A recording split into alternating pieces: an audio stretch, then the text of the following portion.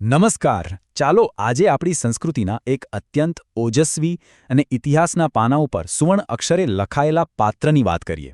કઠોપનિષદની આ અદ્ભુત કથામાં આપણે નચિકેતાની પ્રેરણાદાયક સફરને સમજવાના છીએ.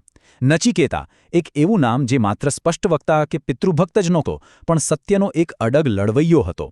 તો ચાલો આ ગહન વિષયમાં થોડા ઊંડા ઉતરીએ અને જોઈએ કે કેવી રીતે એક નાનકડો બાળક જીવનનું સૌથી મોટું સત્ય દુનિયા સામે લાવવાનું નિમિત્ત બને છે. મૃત્યુ પછી આખરે શું થતું હશે? આ એક એવો સવાલ છે જે કદાચ આપણે સૌએ ક્યારેક ને ક્યારેક વિચાર્યો જ હશે, ખરું ને? સદીઓથી માનવજાત આ રહસ્ય ઉકેલવા મથી રહી છે. અને મજાની વાત તો જુઓ, આપણી આજની આ પ્રાચીન કથાના કેન્દ્રમાં પણ બરાબર આ જ દાર્શનિક રહસ્ય છુપાયેલું છે. આ માત્ર કોઈ વાર્તા નથી, પણ જીવન અને મૃત્યુના પડદા પાછળના સત્યને પામવાની એક રોમાંચક યાત્રા છે. તો ચાલો શરૂઆત કરીએ કથાના પહેલા ભાગથી, અપૂર્ણ યજ્ઞ, જ્યાંથી આખી ઘટનાનો પાયો નખાય છે.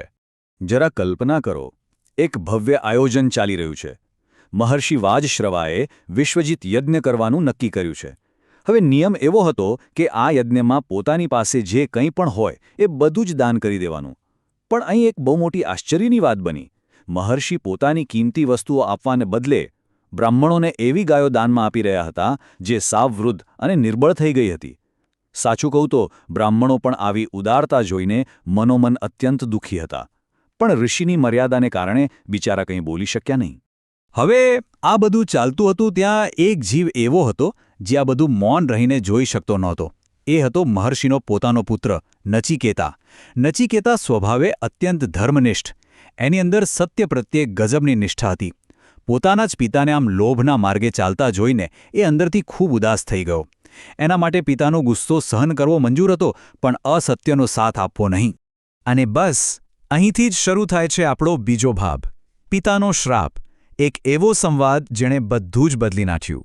પિતાનું આવું વર્તન જોઈને નચિકેતાની ધીરજનો અંત આવ્યો.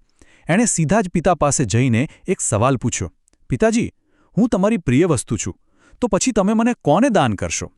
શરૂઆતમાં તો મહર્ષિ સહેજ હસીને વાત ટાળવા લાગ્યા. પણ નચિકેતા ક્યાં માનવાનો હતો? એણે સતત આ જ પ્રશ્ન પૂછવાનું ચાલુ રાખ્યું. આ બાળહટ જોઈને મહર્ષિના હોઠ પરનું સ્મિત ગાયબ થઈ ગયું અને ધીમે ધીમે ભયંકર ગુસ્સાએ એની જગ્યા લઈ લીધી. અને ક્રોધમાં અંધ બનીને મહર્ષિ વાજશ્રવાએ એક એવું કઠોર વાક્ય ઉચ્ચારી દીધું જેના વિશે કોઈ કલ્પના પણ ન કરી શકે. એમણે કહ્યું, હું તને યમરાજને દાનમાં આપીશ. અરે બાપરે, આ કોઈ સામાન્ય વાક્ય નહોતું. આ એક પિતાનો પોતાના જ વહાલા અને એકમાત્ર પુત્રને આપેલો શ્રાપ હતો. ક્ષણભરના ગુસ્સામાં એમણે પોતાના પુત્રને સીધો મૃત્યુના દેવતાને સોંપી દીધો. સામાન્ય રીતે આવું સાંભળીને કોઈ પણ દ્રડી પડે, પણ નચિકેતાની પ્રતિક્રિયા સાંભળીને તો આશ્ચર્ય થાય. એણે પ્રસન્નતાથી આ શ્રાપનો સ્વીકાર કરી લીધો. એણે માત્ર એટલું જ કહ્યું કે યજ્ઞની સફળતા માટે બધી જ ગાયોનું સાચા અર્થમાં દાન થવું જોઈએ. જ્યારે પિતાને પોતાના ગુસ્સાનું ભાન થયું ત્યારે તેઓ ખૂબ રડ્યા. પણ મક્કમ મનના નચિકેતાએ એક જ વાત પકડી રાખી કે તમારા યજ્ઞની સફળતા હવે મારી યમલોકની યાત્રામાં જ છે. અને આમ પિતાની આજ્ઞાને કર્તવ્ય માનીને તે યમપુરી જવા રવાના થયો. આ યાત્રા આપણને લઈ જાય છે કથાના ત્રીજા અને અત્યંત રસપ્રદ વળાંક પર, યમપુરીમાં 3 વરદાન. યમપુરીના મુખ્ય દ્વાર પર પહોંચીને નચિકેતાને જાણવા મળ્યું કે યમરાજ તો ત્યાં છે જ નહીં.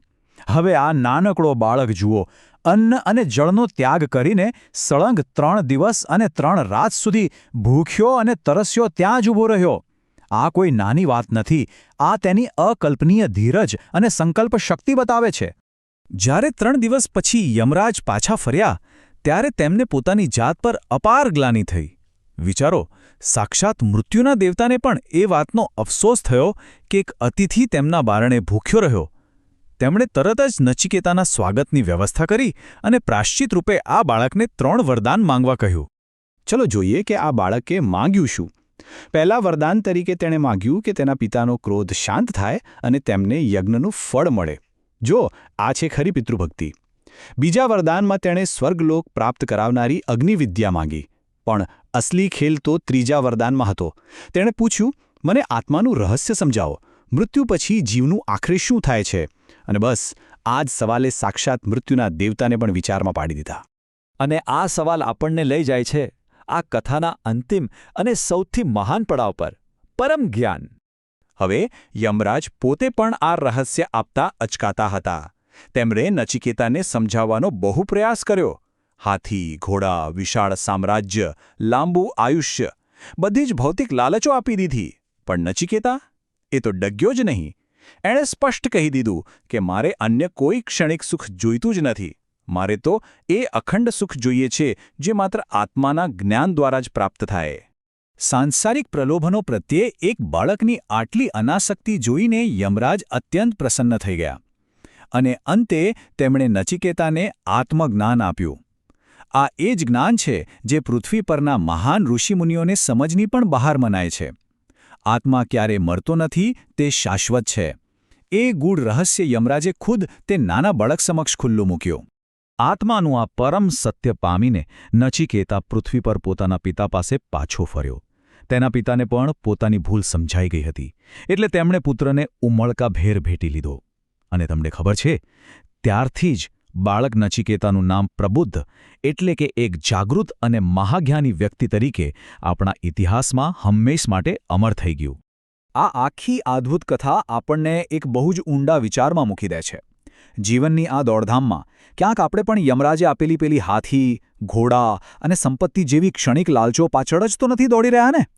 કે પછી આપણે પણ નચિકેતાની જેમ એ શાશ્વત સત્યની શોધ કરવાનો પ્રયાસ કરીએ છીએ જે આત્માને વાસ્તવિક શાંતિ આપે? આ એક એવો સવાલ છે જેનો જવાબ આપણે સૌએ પોતાની અંદર શોધવાનો છે. આ વિચાર સાથે જ આપણે આજની આ સફર અહીં પૂર્ણ કરીએ છીએ. આ વિશ્લેષણમાં જોડવા બદલ આપ સૌનો ખૂબ ખૂબ આભાર.